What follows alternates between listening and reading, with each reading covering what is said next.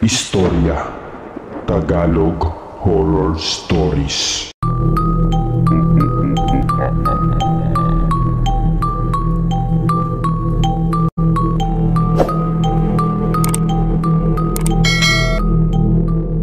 Halimaw sa banga. Lumang mansyon ang iniwan ng kanyang mga magulang kay Arsing. Hindi langad sa kaalaman ni Arsing na may itinatagong lihim sa kanya ang kanyang magulang. Si Arsing ang piniling pinagmanahan ng kanyang yumaong magulang dahil wala sa mga kapatid nito ang tumanggap ng kanilang lumang bahay kahit napakalaki nito. Dahil ang gusto ng mga kapatid nito ay manirahan sa bayan malayo sa kanilang lugar. Kaya naman ibinigay ng magulang nila ang kagustuhan ng kanyang mga kapatid. Masayang naninirahan mag-isa si Arsing sa lumang mansyon na iniwan ng kanyang mga magulang. Kahit wala ang kanyang mga kapatid, ay maayos naman ang kanyang pamumuhay mag-isa.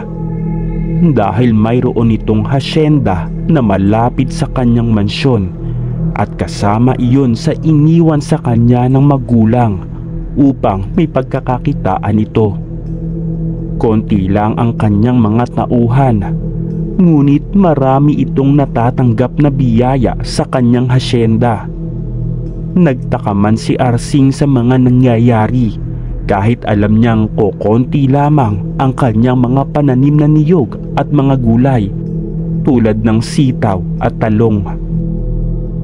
Sa paglipas ng ilang araw na pamamalagi ni Arsing sa kanyang mansyon, may ibinalitang nawawala ang isa sa kanyang mga tauhan. Nagulat man si Arsing sa pagpunta ng magulang ng kanyang tauhang nawawala kasama ang iba pang mga tauhan nito sa hasyenda. Sinabi nila kay Arsing na nawawala ang kanilang anak simula pa kanina. Nagulat at nalungkot man si Arsing sa nangyaring pagkawala ng isa sa kanyang pinagkakatiwalaan na tauhan. Kaya tumulong na rin si Arsing sa paghahanap sa kanyang tauhan. Ngunit wala silang makitang bakas o ideya kung saan ito nagpunta. Hanggang sa may nakapagsabi sa isa nitong tauhan na pumunta ito sa mansyon ni Arsing upang ihatid ang nakuha nilang reject na mga gulay. Ngunit sinabi ni Arsing sa kanila na tanging gulay lamang ang nakita ni Arsing sa kanilang teresa at wala na ang kanyang tauhan na naghatid ng gulay sa kanyang mansyon nang lumabas ito sa loob ng kanyang tirahan. Nais man lang nilang i-report sa mga pulis, ngunit sobrang napakalayo ng bayan sa kanyang mansyon. Kaya nagpautos na lang ito sa isa nitong pinagkakatiwalaan na tauhan sa hasyenda na samahan ang magulang ng nawawalang tauhan upang i-report sa pulisya ang nangyari. Subalit, labis pa rin ang pagtataka ni Arsing kung bakit narito ang mga gulay na dala ng kanyang tauhang nawawala. Pero hindi nito alam kung saan pumunta ang kanyang tauhan dahil basta-basta na lang itong iniwan ang reject na gulay sa kanyang teresa na wala itong kaalam-alam. Dapit hapon na nilibot ni Arsing ang buong mansyon hanggang sa ilalim ng bodega ng kanilang bahay. Nakita nitong may bakas pa ng mga dugo sa lupa nang pasukin nito ang ilalim ng bodega. Naamoy ni Arsing ang masangsang na amoy at sobrang lansa ng paligid. Napatakip ito ng ilong habang sinusundan nito ang bakas kung saan patungo ang mga dugo. Tanging malalaking banga lamang ang kanyang nakita. Pero nagulat si Arsing sa nakita kung bakit mayroong malaking banga sa ilalim ng kanilang bodega. Nakita nito na mayroong maraming bakas ng dugo ang bunganga ng malaking banga. Labis-labis ang takot na naramdaman ni Arsing sa nakita. Nang makita nito ang dalawang pares ng tsinelas mula sa kanyang tauhang nawawala, ay kaagad na umalis ng bodega si Arsing dahil hindi nito nakayanan ang mabahong amoy sa loob ng bodega. Habang dala pa nito palabas ng bodega ang dalawang pares ng tsinelas ng kanyang tauhang nawawala. Hindi ipinagsabi ni Arsing ang kanyang nakita sa ilalim ng kanilang bodega. Natakot ito sa mangyayari kapag malaman ito ng mga tao, at baka siya ang pagbintangan ng pagkawala ng kanyang tauhan.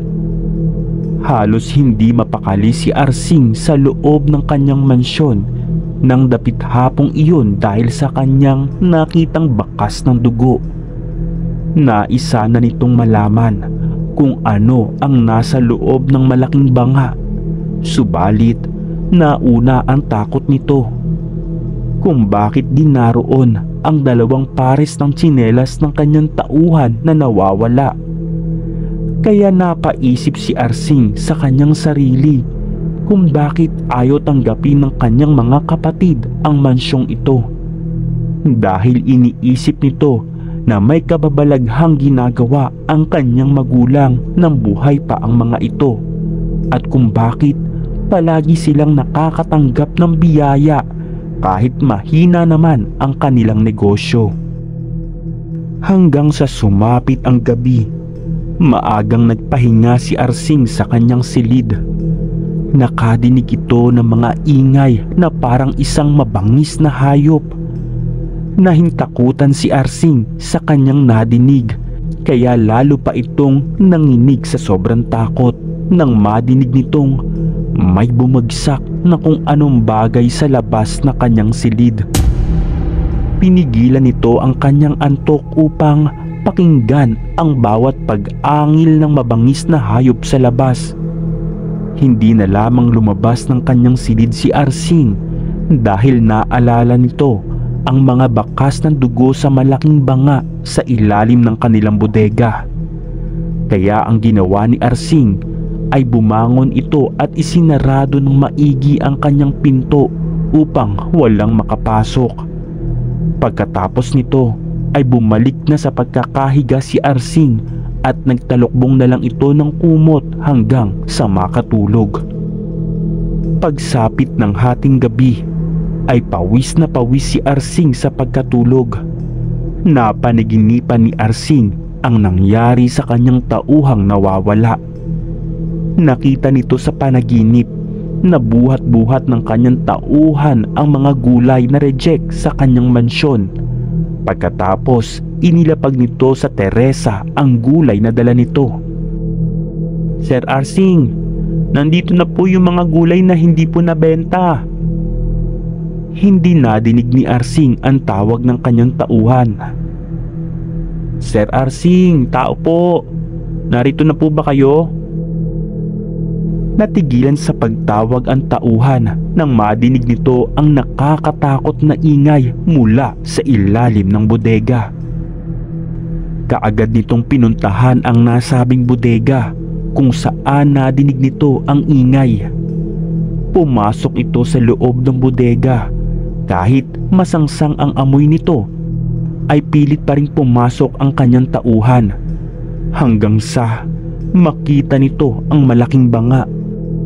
Dahan-dahan itong lumapit sa banga kahit ito'y takot na takot dahil sa ingay na kanyang nadinig mula sa Teresa hanggang sa pagbaba ng bodega. Tinignan nito ang bawat loob ng malalaking banga, ngunit wala itong nakita.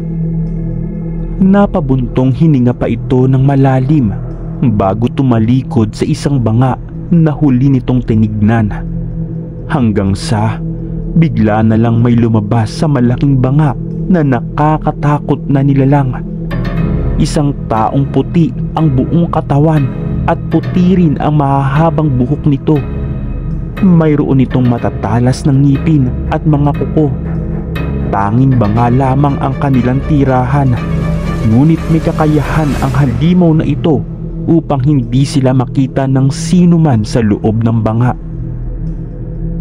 Hindi na nagawang makatakbo pa ng tauhan ni Arsing dahil kaagad siyang sinunggaban sa likuran upang hatakin papasok ng banga. Ngunit hindi nagpatalo sa lakas ang tauhan ni Arsing, ngunit biglang lumabas ang dalawa pang halimaw sa malaking banga upang sunod-sunod nilang kinalmot ang katawan ng tauhan ni Arsing hanggang sa tumalsik ang dugo nito sa lupa. Hindi na nakaligtas pa ang tauhan ni Arsing at tuluyan na itong ipinasok sa loob ng banga. Tanging sigaw lamang ang madidinig sa loob ng bodega at dalawang paris lamang ng tsinelas ang naiwan sa tabi ng malaking banga. Nagising bigla si Arsing sa kanyang bangungot na panaginip dahil akala nito ay siya na ang hinatak ng halimaw sa loob ng banga. Napalunok na lang ng laway si Arsing sa sobrang pagkabalisa sa isang panaginip tungkol sa nangyaring pagkawala ng kanyang tauhan, kung bakit ito nawala na parang bula at walang sino man ang nakakaalam. Simula nun, binalak ni Arsing na ibenta ang malaking banga sa malaking halaga.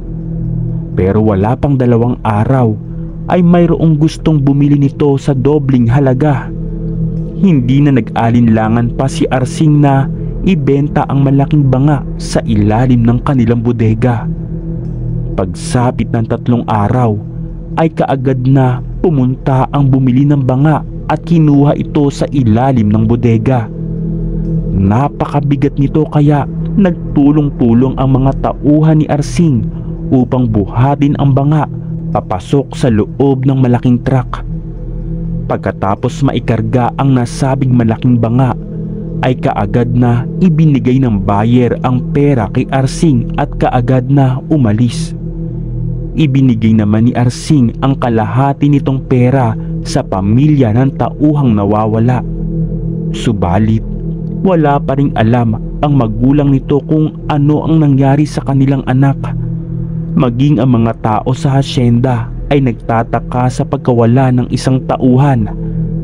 Kahit ang mga pulis ay walang nahanap na dahilan, kaya isinara na lamang nito ang kaso sa paghahanap ng pagkawala ng tauhan. Simula noon, namuhay ng masaya si Arsing kasama ang kanyang asawa at isang anak. Nang makapag-asawa ito ng isa sa kanyang tauhan na dalaga sa hasyenda, nawala na ang biyayang bigay ng malaking banga sa kanya nang ibenta niya ito sa malaking halaga. At wala na rin siyang nadinig na mga nakakatakot na ingay mula sa labas ng kanyang silid. Maging ang kanyang takot sa kanyang sarili ay nawala na din. Para kay Arsing, isang matatawag na panaginip o bangungot lamang ang lahat ng nangyari dahil sa halimaw sa banga.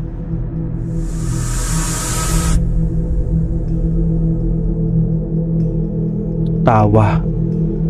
Gusto ko lang ibahagi ang aking karanasan. Normal na araw noon, Friday night, bandang 9 PM dahil lights out na agad. Kasama kasi naming mag-asawa na natutulog sa kwarto yung anak namin. Mababaw ako matulog dahil madalas magkaroon ng sleep paralysis ang aking asawa. Pero nung gabi na yon, umuungot na naman siya. Nasa left side siya ng higaan. Nasa gitna yung anak namin at ako naman ay nasa kanan. Nakatalikod ako sa kanya. Kaya para gisingin ko siya, kailangan ko umikot sa pagkakahiga. Pagharap ko sa kanya, nakadilat na siya, tapos nakangiti. May tunog ng tawa na hindi boses ng asawa ko. Hindi ko alam kung saan nanggagaling pero hindi naman bumubuka yung bibig niya. Gusto kong tumayo, tumakbo pero yung anak ko Hindi ko kayang bitbitin. Ayoko din na gisingin, baka matroma yung anak ko. Kaya ang ginawa ko na lang ay pumikit ako. Hinawakan ko sa balikat ang asawa ko at niyugyug ko siya habang tinatawag ko ang pangalan niya. Pagkatapos nun ay dumilat lang ako nung nadinig ko na yung boses niya. Hindi na ako tumigil sa pag-iyak nung oras na iyon. Tinanong ako ng asawa ko kung ano daw ang nangyari. Paulit-ulit ko lang sinasabi na buksan niya yung ilaw. Hindi ako tumigil hanggang hindi niya binubuksan yung ilaw. At pagbukas niya ng ilaw, hindi ko siya matignan dahil natatakot pa din ako. Maski nilabutan ako nung sinabi niya sa akin na hinahabol daw siya ng isang lalaki. Natakot siya dahil nauunahan na daw siya ng lalaki sa panaginip.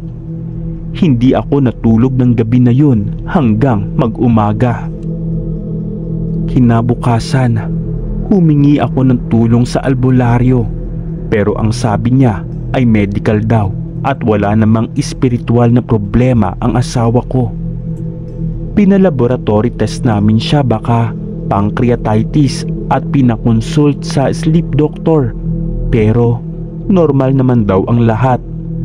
Kaya din nahihiya akong ikwento sa iba dahil walang makapagpaliwanag. Pero nung sinabi ko sa albularyo na mayroong kaming 55 inches na TV sa paanan ng kama namin, binili na niya kami na takpan na daw yun ng pulang tela, lalo na kapag matutulog daw kami. Huwag na huwag daw matutulog sa salamin o kahit anong makikita mo yung reflection mo, dahil una, portal daw ang mga salamin, at pangalawa, nasa hukay ang isang paa natin o vulnerable tayo sa pagtulog. Tama daw ang ginawa ko. Pinaulit-ulit ko na tawagin yung asawa ko sa pangalan niya. Parang tinatapoy ko din daw yung ibang elemento nung ginawa ko iyon. Sabi nga ng albularyo, iparamdam ko daw na outsider yung kaluluwa, na hindi siya welcome. Napaisip tuloy ako, posible kaya na yung nakita kong mukha at nadinig na tumatawang boses doon sa lalaking humahabol sa asawa ko sa panaginip? Nito lang kasi sa akin sinabi ng asawa ko na nakikita doon niya yung sarili niyang matulog. Hindi kaya nag-astral projection siya? O posible kaya na naunahan siya ng ibang kaluluwa na makabalik sa katawan niya?